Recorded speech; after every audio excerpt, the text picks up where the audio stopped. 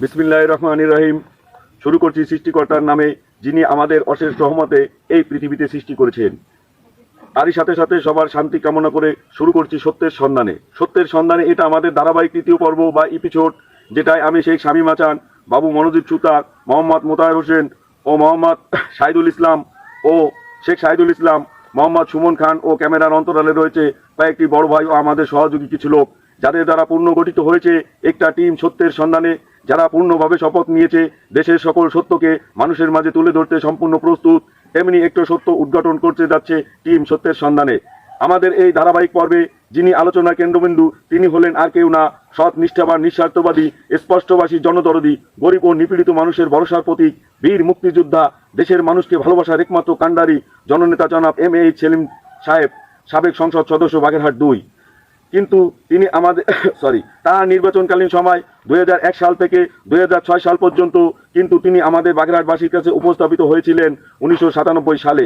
বিংশ শতাব্দীর শেষের কিছু দিকে, একবিংশ শতাব্দীর শুরুর কিছু সময়ে এত অভাবনীয় চিন্তা চেতনার পরিবর্তন, তা আবার বাস্তবে প্রতিফলন। আপনারাই একটু বলুন তো, এতটুকু সময়ে কি করে সম্ভব বাগেরহাটের সব উন্নয়ন সাধিত করে, তা আবার শুধু বাংলাদেশে নয়, বিশ্বের দরবারে উন্নয়নের রোল মডেল হিসেবে প্রতিস্থাপন করেছিলেন। তারই সাথে সাথে তিনি জানান দিয়েছিলেন তিনি বাগেরহাটের কৃতি সন্তান।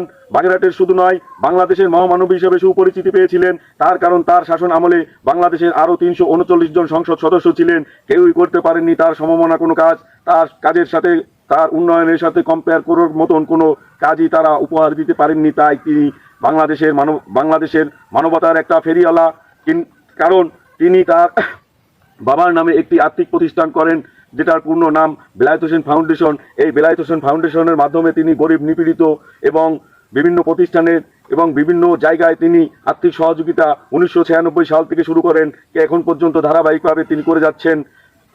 কারণ আপনি দেখেছেন যে আওয়ামী লীগের শাসন আমলে তাদের কিছু এমপি ক্ষমতায় আসার পরে সোশ্যাল মিডিয়ায় ভাইরাল হওয়ার জন্য তারা নিজেকে মানবতার ফেরিওয়ালা পরিচয় দিয়ে মানুষের মাঝে 100-200 টাকা ধরিয়ে দিতেন। এই আওয়ামী লীগের মধ্যে যেসব সংসদ সদস্য মিডিয়ায় মানবতার ফেরিওয়ালা পরিচয় দিত, সেই সব কিছু লোকের নাম প্রকাশ করতে চাই, যেমন বাটপা ব্যারিস্টার সুমন, শিবলি সাদিক ও নিক্সন চৌধুরী। এগুলো দেখে আমার হাস আসতো, কারণ আমি আমার ছোটবেলায় দেখেছি মানবতার ফেরিওয়ালা কাকে বলে। জননেতা জনাব এম.এ.এইচ সেলিম সাহেব সংসদ সদস্য হন 2001 সালে, কিন্তু তিনি কাজ শুরু করেন বাগেরহাটবাসীর জন্য 1996-97 সালের দিকে। বাগেরহাট জেলের প্রত্যেকটি মসজিদে তিনি তৎকালীন সময় 10 থেকে 15 হাজার ও প্রত্যেকটি মন্দিরে দিয়েছেন 5 থেকে 10 হাজার টাকা করে, এবং অনেক মন্দির তিনি নিজের টাকা খরচ করে তৈরি করে দিয়েছেন গরিব মানুষকে টাকা। কারো মেয়ের বিবাহের সব খরচ, আবার কারো ছেলে মেয়ের পড়াশোনার সম্পূর্ণ খরচ তাহার উন্নয়নে ছাপ পড়েনি। এমন কোনো সরকারি অফিস থেকে শুরু করে পাড়া মহল্লায় গরিব মানুষ পর্যন্ত এমন কোনো জায়গা নাই। তার উন্নয়নের ধারাবাহিকতা যদি সম্পূর্ণ তুলে ধরতে যাই, তাহলে 1-2 দিন নয়, 1-2 সপ্তাহ নয়, কেটে যাবে, মাস কেটে যাবে তার এই জীবন গল্প বলতে গিয়ে। প্রামাণ্য চিত্র দিলে 3-4টি সিনেমা বা ছবিতেও শেষ হবে না। তাই আমরা সত্যের সন্ধানে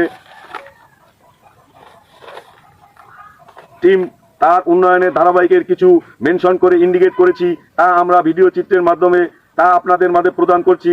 আর বোঝাতে চাচ্ছি যে জননেতা জনাব এম.এ.এইচ সেলিম যদি আর মাত্র 5 থেকে 10 বছর থাকতো, তাহলে বাগেরহাটের অবস্থা কেমন হতো তা আপনারাই বলুন। আমরা বাঙালি বৃক্ষ জাতি, মানুষের মূল্যায়ন বুঝি না। কারণ আমার জানা মতে তিনি আবার বাগেরহাটবাসীর কাছে আসছেন, তার আগমন উপলক্ষে তারই সৃষ্ট কলেজের নেতা দাবি করে আবার তাহারাই বলছে তিনি আসবেন তখন বোরকা পরে আসার দরকার কি? আপনারাই বলুন, তার মতো মানবতার ফেরিওয়ালা আমাদের কতটুকু দরকার? তার উন্নয়নের ভিডিও চিত্র সংগ্রহের জন্য আমরা যাচ্ছি। দর্শক, আপনারা সবাই সাথে থাকবেন, কারণ দর্শক, আমাদের টিম একটি মিথ্যা অপশক্তির দ্বারা নির্যাতিত আছি, হয়তো আপনারা ইতিমধ্যে টের পেয়েছেন। সবাই থাকবেন এই আশা করে আমরা ছুটে চলছি তথ্য সংগ্রহের জন্য।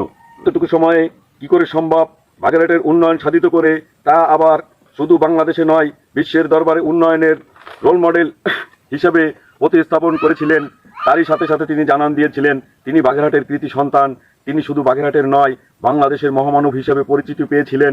তার কারণ তার শাসন আমলে বাংলাদেশের আরো 339 জন সংসদ সদস্য ছিলেন, কেউই করতে পারেননি তার সমমনা উন্নয়ন, এবং তার উন্নয়নের ধারে কেউ কম্পেয়ার করার মতো কোনো উন্নয়ন করতে পারেননি। তিনি বাংলাদেশের মানবতার ফেরিওয়ালা। তার কারণ তিনি তার বাবার নামে একটি প্রতিষ্ঠান চালু করেন, যেটার পূর্ণ নাম বেলায়েত হোসেন ফাউন্ডেশন।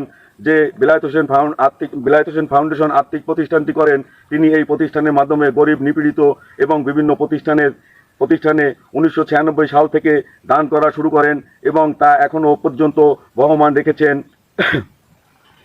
কারণ আপনি দেখেছেন যে আওয়ামী লীগের শাসন আমলে তাদের কিছু এমপি ক্ষমতা আসার পরে সোশ্যাল মিডিয়ায় ভাইরাল হওয়ার জন্য তারা নিজেকে মানবতার ফেরিওয়ালা পরিচয় দিয়ে মানুষের মাঝে 100-200 টাকা ধরিয়ে দিতেন।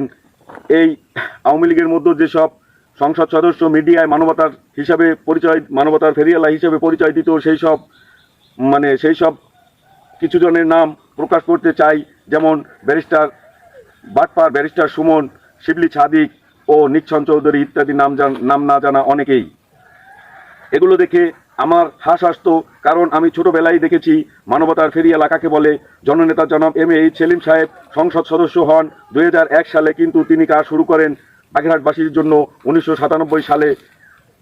বাগেরহাট জেলার প্রত্যেকটি মসজিদে তিনি তৎকালীন সময় 10 থেকে 15,000 এবং প্রত্যেকটি মন্দিরে দিয়েছেন 5 থেকে 10,000 টাকা করে, এবং অনেক মন্দির তিনি নিজে খরচ করে তৈরি করে দিয়েছেন গরিব মানুষকে টাকা।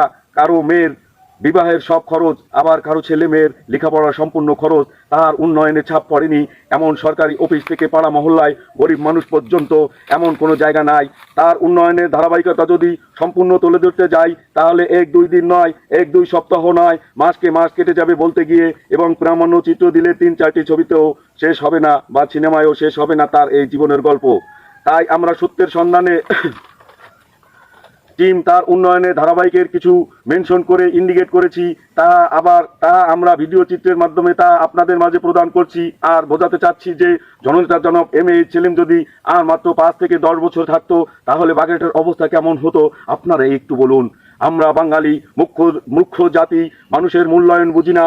কারণ আমার জানা মতে তিনি বাগেরহাটবাসীর কাছে আসছে তার আগমন উপলক্ষে, তারই সৃষ্ট কলেজের নেতা দাবি করে, আবার বলছে তিনি আসবেন যখন বোরকা পরে আসার দরকার কি? আপনারাই বলুন।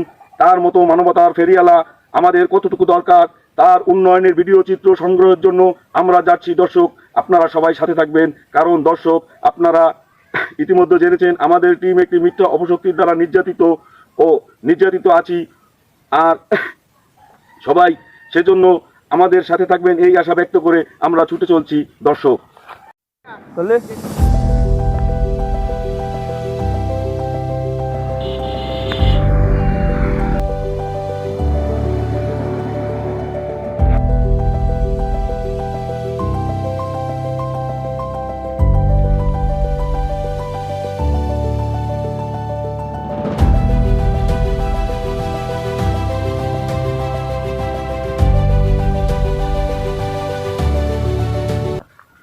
প্রিয় দর্শক, আমরা আবার এসেছি। এটা আমাদের ধারাবাহিক 3য় পর্ব বা এপিসোড। আর আবার এসেছি তার কারণ আপনাদের দর্শাতে এসেছি ক্যামেরার সামনে। আমরা প্রথমে ধারাবাহিক প্রথম পর্ব করেছিলাম, যে পর্বে তান্ত্রিক, যে বাংলাদেশে বা এই বর্তমানে তান্ত্রিক চিকিৎসা যে একটি ভুয়া চিকিৎসা, তা আপনাদের মাঝে উপস্থাপন করার জন্য আমরা গিয়েছিলাম। সেখান থেকে আমাদের পরে অ্যাটাক হয়েছিল, যে অ্যাটাকের চিত্র আপনাদের মাঝে প্রদান করেছি। তার অন্তরালে যাদের উস্কানিতে আমরা তাদের দ্বারা নির্যাতিত হয়েছিলাম, এবং পরবর্তীতে পুলিশ এবং স্থানীয় বিএমপি দ্বারা আমাদের যে হয়রানি করা হয়েছিল, সেই হয়রানির মূল নায়ক হিসাবে তিনি হলেন মোহাম্মদ ইদ্রিস খান। তার বাড়ি পানোয়াপাড়া, পূর্ব পানোয়াপাড়া, এবং তার ছেলে সাজিদ খান, ডাক নাম সিয়াম বলে ডাকে।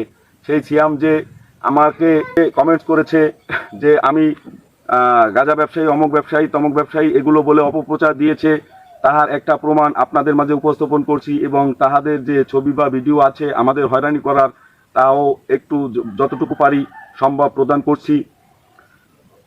এটা বলার কারণ হচ্ছে, আমরা যে এই ধারাবাহিক 3য় পর্ব ভিডিও প্রামাণ্য চিত্র সংগ্রহ করতে গিয়েছিলাম, তখন সাক্ষাৎকার নিয়েছিলাম পূর্ব পানোয়াপাড়া 3 নং গোটাপাড়া ইউনিয়নের 7 নং ওয়ার্ডের পূর্ব পানোয়াপাড়ার সরোয়ারের কাছে। তখন আমাদের এটা করতে দেবে না বলে এই সিয়াম খান বা সাজিদ খান ডিস্টার্ব করে, এই ডিস্টার্ব করার পরে আমরা যদি কোনো মানে কেননা এটা সিলভা সেলিমের বা সেলিম জননেতা জনাব এম এ সেলিম সাহেবের কোনো প্রতিবেদন তারা করতে দিবে না এই বলে আমাদেরকে ডিস্টার্ব করে এবং গাড়ি প্রচুর পরিমাণে আমাদের কাছে এসে মানে প্রবলেম সৃষ্টি করে গাড়ি দিয়ে। এটা যখন আমরা বলতে যাই তখন তার বাবাকে এনে আমাদের উপরে অতর্কিত হামলা করে, যে হামলার আসলে আমরা প্রত্যাশী না। এভাবে কেন আমাদের সত্যকে উদ্ঘাটন করতে গিয়ে তিনি বারবার আমাদের পরে জুলুম নির্যাতন সৃষ্টি করছে এবং বিএনপির দ্বারা নির্যাতিত সৃষ্টি করছে, বিএনপির নেতা দ্বারা, আমরা এটা বুঝতে পারছি না। তাই আজকে আবার এই পরিস্থিতিতে পৌঁছে আপনাদের মাঝে ব্যাপারটা যতটুকু সম্ভব ততটুকু ইন্ডিকেট করে উপস্থাপন করছি। দর্শক, আপনারা যদি আমাদের সাথে না থাকেন তাহলে আমরা পারছি না। তাই সত্য উদ্ঘাটন করতে গিয়ে কি আমরা ঘরে ফিরে যাব, না আমরা এই পথেই থাকব, সেটা আপনাদের মাধ্যমে আমরা একটু জানতে চাই। এই বলে আমরা এই তৃতীয় পর্ব দেখেন, আমার এই প্রথম পর্বে দুটো মোবাইল নষ্ট করে দিয়েছে, যার মধ্যে একটি ম্যাঙ্গো আর একটি স্যামসাং গ্যালাক্সি A12, যেটার ক্যাপাসিটি খুব ভালো ছিল যে দুটোর, যার কারণে আমার এই ফোনগুলো ভেঙে নষ্ট করার কারণে আমার পর্বগুলোকে আবার মেনশন করে ছোট ছোট হিসাবে দেওয়া লাগতেছে। আমি এদের দ্বারা ভিক্টিমাইটিস, আমাদের টিম এদের দ্বারা ভিক্টিমাইটিস, এদের কবলে পড়ে অনেক ক্ষতিগ্রস্ত হচ্ছে। তাই আপনাদের জোরালো সমর্থন আশা করে বিদায় নিচ্ছি। আল্লাহ হাফেজ, আসসালামু আলাইকুম, সবাই ভালো থাকবেন।